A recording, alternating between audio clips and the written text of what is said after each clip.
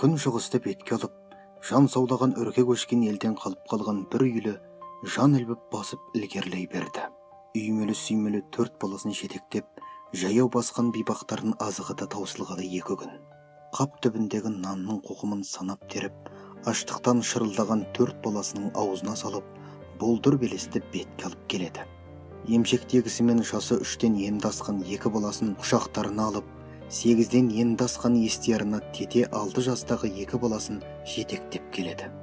2 күннен бері нәрсіз баған ата-ананың көзі шүңірейіп, жағысы болған. Өлеусіреген әлсіз жанарларын ата-анасына тігіп 2 бала ілбей аяндайды.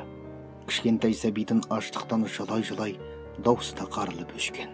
Көмейінен қырылғаны шығады. Қара суды қатық қылғалы тағы да 2 күн. Балалардан әлі кеткен. Адам жаны мұнша сірі болар ма?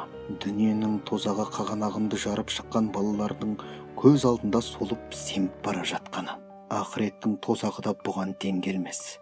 1 емес, 4 құлынның көз алдында солып бара жатқаны жанына батып, көзі қарауытқан әке, кепкен ағаштың қабығындай шытынай жарылған ернің жалап алып.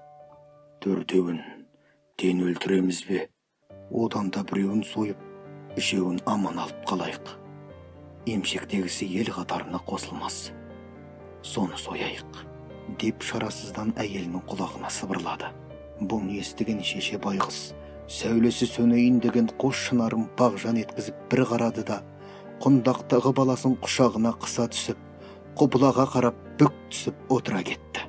Жүзінің қызылы кетіп, еріні көгеріп, сүлдесі ғана қалған сәбиіне қарап аңырап тұрып жылады-ай. Иегі дірілдеп, 2 иығы селкілдеп сәбиін құшты. Тарам-тарам аққан жас сұлық жатқан сәби бетіне тамшылады. Ерніне тамған жылымық жасты қоңыр өнезделген кішкене тілімен болымсыз қимылдап жалаған болды сәби.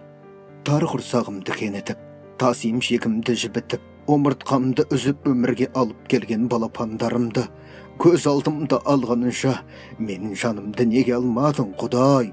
Шынақ Құдай, келде Құдай, енреген елім, езілген ерімді көрсеткенің аздай, құлындарымның қырылғанын көрсетейін дедім бе, Құдай?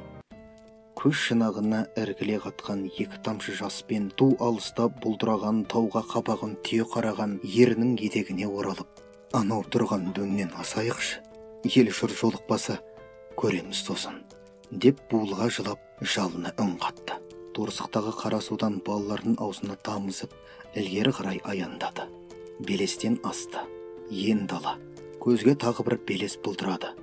Шарасы таусылған шеше байғыз, екіншісінен асайықшы, ел жұрт жолықпаса көрерсін, деп ерінің шалғайына оралып енре жөнелді. Сініріне сүйеніп, сүрініп қабынып екінші белестен де астау. Көз алдында күйреп бара жатқан құлындарына қарайтын қуаты қалмаған әке қынына қолап барды. Тағы да көрінген ен жер. Болдыр далаға үміттене қараған шеше байғыз Құдайға зарын айтып, қатқыл тартқан әкеге жалына жылады. Үшіншісінен асайықшы, осы соңғысы болсын, ел жүр жолықпаса айтқаным болсын. Қалай ғана қолым барады. Жарық дүниені жана сезіп, қос табаны қара жерге толық тимеген құлынымды қалай бауыздамақшысың? Болмаса мені бауызда. Осылардың жолында мен ақ құрбан болайын, мен ақ азық болайын. Тек өлтіре көрмеші сәбиімді, деп сар еніреді.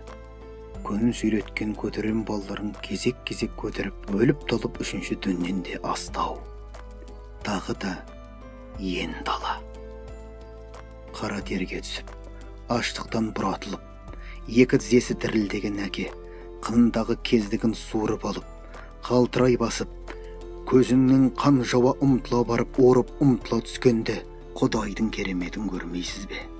3-ші түннің үстінде 12 аша мүйізі сүзіскеннен ілініп қалған 2 бұғы еш қайта бұлтара алмай тұр екен.